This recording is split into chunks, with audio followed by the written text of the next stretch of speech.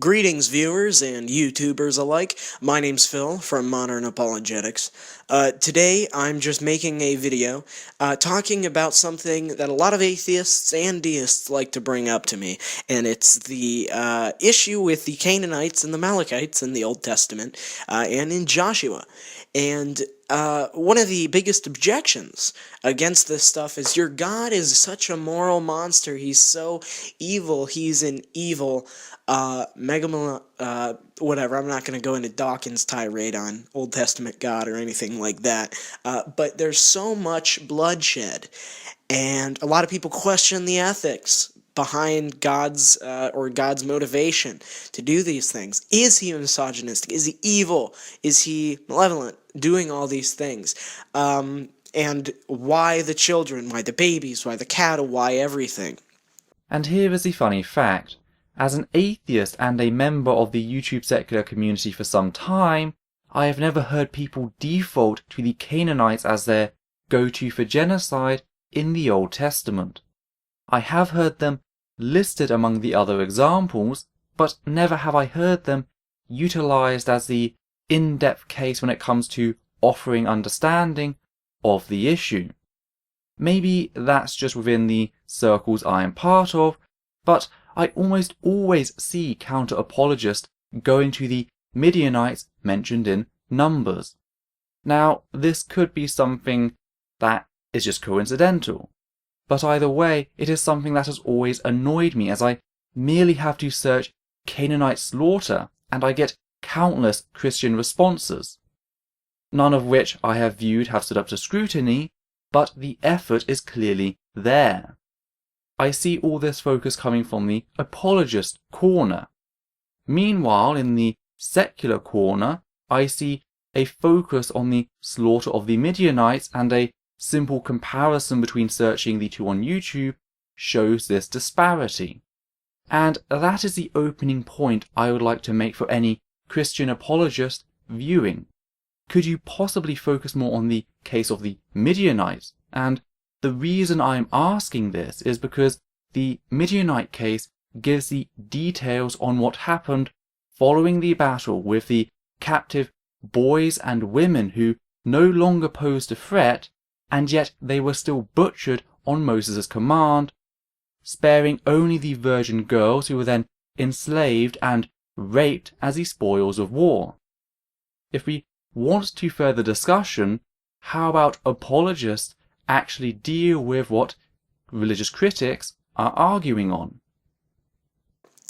Now, what I will not be doing today is I will not be defending divine command theory or anything like that. All I'm going to be doing is approaching these passages and the slaughterings of the Canaanites and the Amalekites from a ethical perspective. Okay, I'm not going to be justifying divine command theory, but merely talking about this particular instance in which God had, in which these people had gone out and killed the Canaanites and the Amalekites.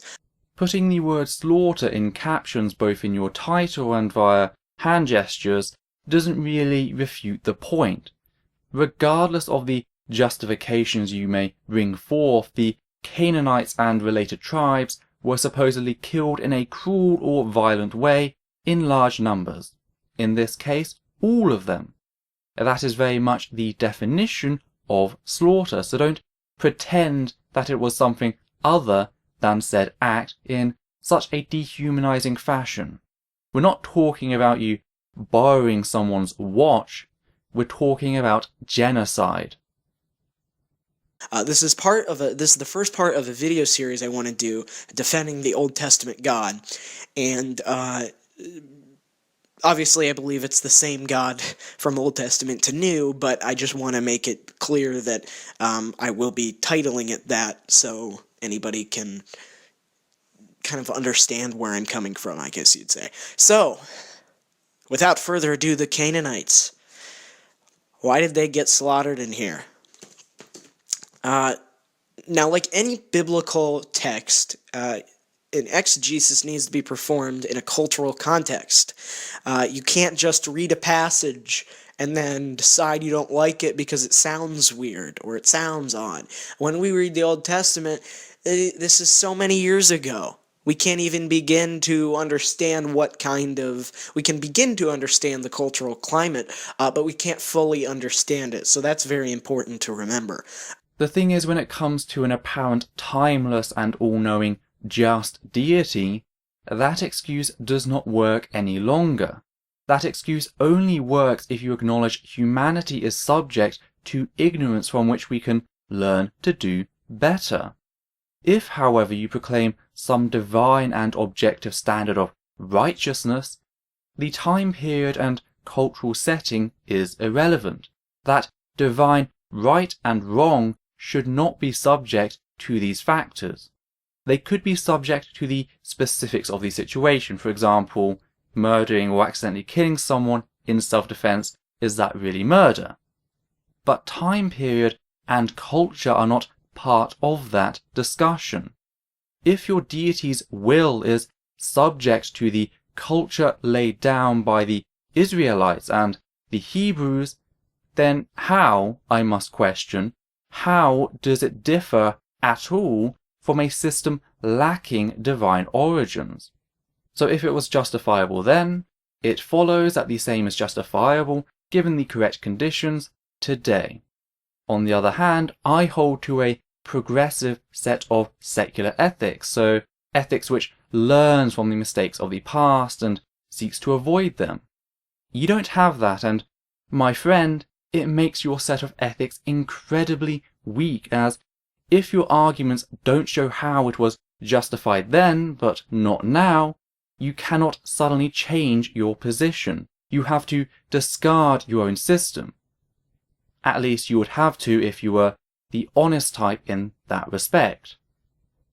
But when we look at the Canaanites, okay, the civilization that Joshua and his followers wiped out, Israel wiped out, the Canaanites were, according to many different sources, you can find this online in books, in cultural histories, Wikipedia. Or there is this mystical thing called the description box, which can host references. I know because I present those references in every single video I do. Your channel is titled Examining Evidence, not giving some basic surface scratching, go research yourself. So could you possibly present the evidence supporting what you're about to say in a historical context? So secular archaeology that co-verifies what you're about to claim, not biblical assertion. A suspect murderer may say that the person charged them with a knife.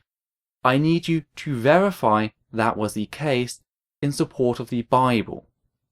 The Canaanites practiced child sacrifice, and essentially child sacrifice back then to Molech, that was their god, or their deity, they would sacrifice kids on a giant metal bowl or plate. Okay, I'm not sure what between the two what it was, if it was a bowl or a plate, but they sacrificed them.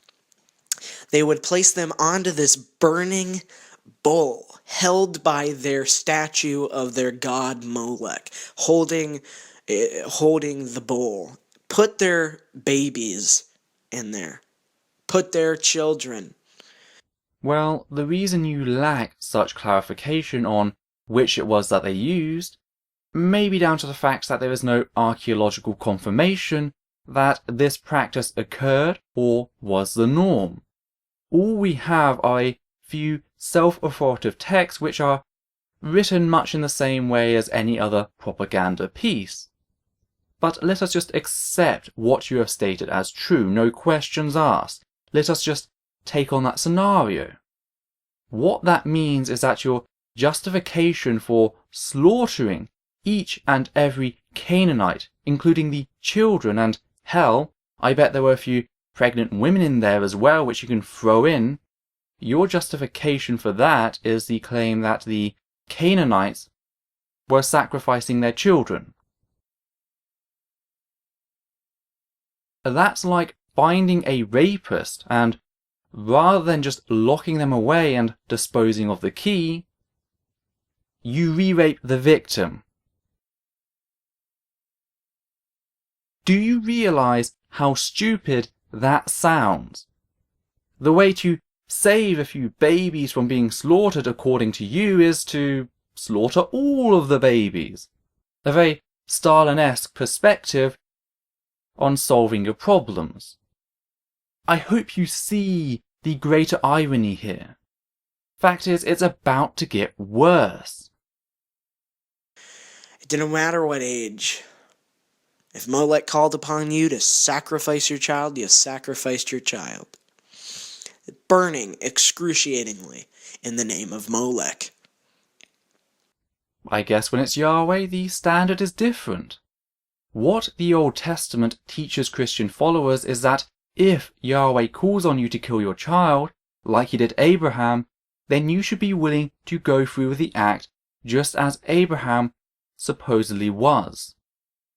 So you are in no better position than the supposed Canaanites you are talking of. If he tells you your child must die, only he is the one who can change his mind, and the idea of a timeless, objective, just entity changing their mind is an entirely different can of worms, but again, only he is the one who can say, actually, you know what, not going to kill them. You have no right to deny that. Also, burning isn't the only slow way to go. Another terrifying way to go would be to climb higher and higher as the water was rising around you, trying to keep your child above your head as you tried to keep afloat as everything became submerged, only to drown slowly with your baby. As God apparently did with every single parent and child on earth. Not a single person saved in the Genesis flood was in fact a child. They were all drowned along with countless people who had never wronged another, if we are to believe the Bible's account of Genesis. So how do you think you are morally superior than the proposed Canaanites? So that just gives you a look at some of their religious practices towards Molech. That's just part of their religious freedom, isn't it? I mean, you can encroach on their rights and they can encroach on your rights. You wouldn't want to be part of this leftist conspiracy to take away their stone tablets, now would you? Now, God had been giving this civilization a long time to repent of what they were doing. Gave them many years. Was fair to them. And yet, they continually turned God's warning down. So, Israel wipes them out.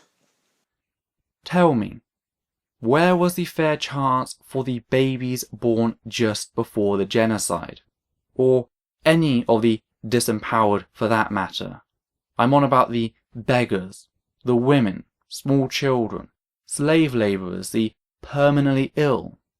People who had no ability to change the system, not for a lack of want, but a lack of power. Where was their fair chance in all of this? Every single person that you claim died is a testament to the failure of your supposed all-loving, all-powerful, yet seemingly wholly incapable wreck of a god. Now, the question as to, and by the way, the Canaanites had many more practices. This is just the biggest one that appears most in history and is so evil. In fact, that practice inspired, in some ways, the Temple of Doom, the Indiana Jones and Temple of Doom with certain practices, but with Kali Ma. Oh, you mean the Thuggee Troop, a group not too dissimilar to the Mafia over here, but in India, which in the film worshipped a severely bastardized form of Kali Ka, an actual Hindu deity. You know, dating an ex-Hindu who specifically was a Kali Ka worshipper, you really grab the dynamite with a short fuse. If you looked at Hindu art of Kali Ka without understanding their place in Hindu mythology, like most British colonialists did, it's very easy to come away with a cultic impression, which then telephones over to you lot across the pond because Americans got their information about Hindu culture from the Brits. The fact is, we know this to be the case, as this is not Kali Ka's first appearance on the silver screen. Kali Ka, also known as Kali Ma, or more typically just Kali, also appeared in the 1973 classic The Golden Voyage of Sinbad, or at least in name. Her statue is brought to life by the Dark Prince Kora in order to trick the native Hindu worshippers into thinking that he is some prophet before partaking in one of the most memorable uses of stop-motion swordplay from that era against Sinbad and several of his men. But this statue does not share features of Kali. Rather, her hands are posed in the fashion of a completely different deity called Nataraj, one of the avatars of Shiva, who, by the way, was the one being stood on in the art I showed earlier, just in a different avatar. This is a fact further compacted by the dance in the film. However, what is similar between this depiction and the depiction 11 years later with Indiana Jones and the Temple of Doom is the worshipper's taste for human sacrifice. This is not surprising considering that both the director, Gordon Hessler, and the writer, Brian Clemens, were raised in Britain and therefore had a colonial understanding of Hindu culture. And that's what makes this film really interesting.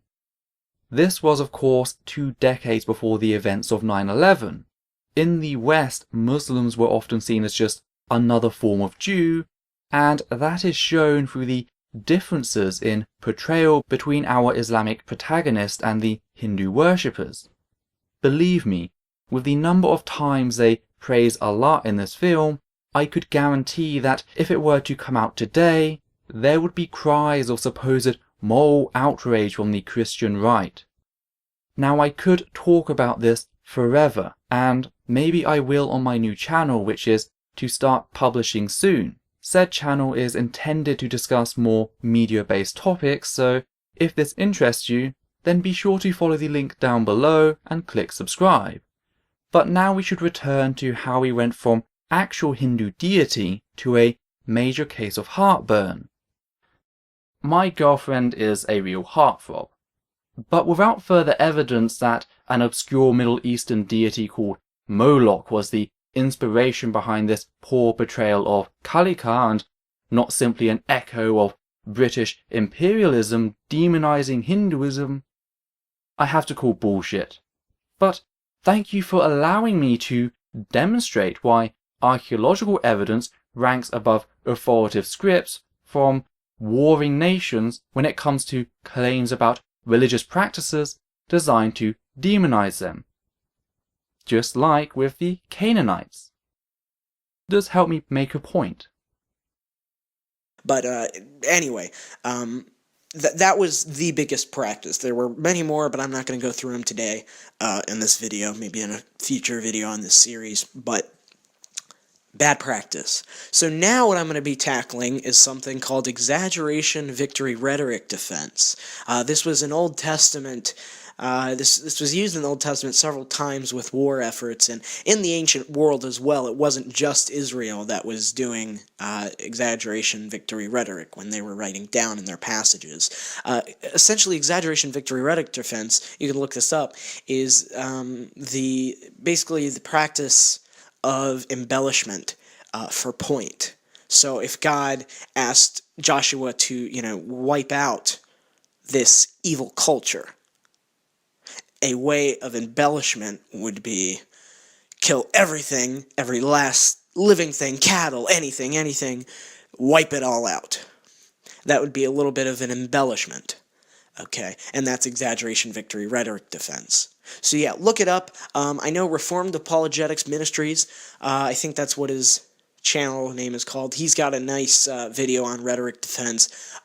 But with this video, I wanted to, first of all, give you a briefing at what the Canaanite culture was like. And then second, what exaggeration, victory, rhetoric, defense. I can't give it its due justice, but yeah, research it, check it out.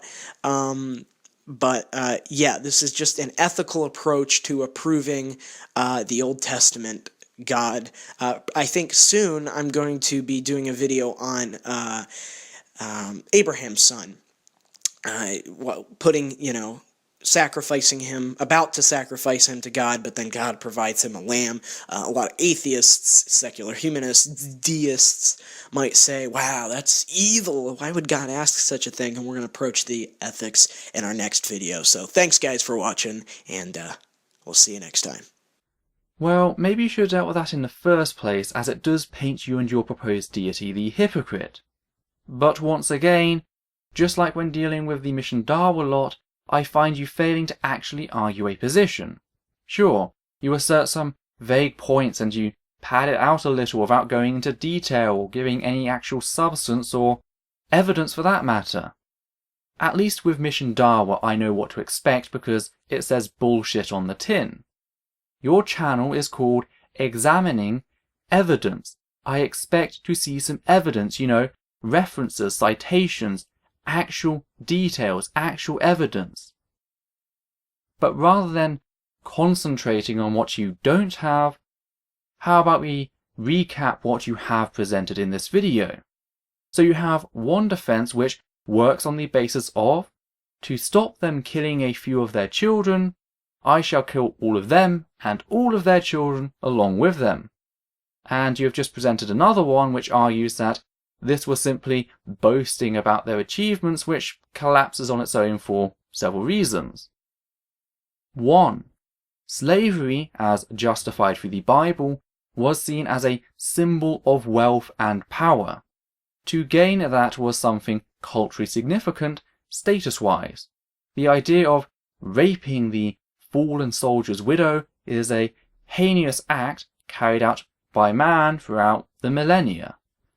So your argument falls on that basis. But there is also the before-mentioned Midianite case where it states that the women, boys and girls were captured and brought before Moses. The soldiers expressed their intention on keeping these people who no longer posed a risk to them, displaying that they had the resources to hold them. Did Moses set them free and take them under his guidance? No, of course not. Instead, he ordered every boy and every woman who was no longer a virgin to be butchered. Captive prisoners executed en masse. The only people spared were the virgin girls who were not spared an equally cruel fate of being repeatedly raped by Moses' men, taken as wives, as property by the very brutes who had just cut the throats of their brothers, sisters and mothers before their very eyes. If this was an exaggeration, victory, rhetoric, why would the scripture show the noble conquerors being berated by Moses for sparing these people before he orders their slaughter at his door? It wouldn't. It makes no sense. Therefore, as with all your other points, this assertion lacks basis. However, through all of this there has been one knockdown argument I have saved until now.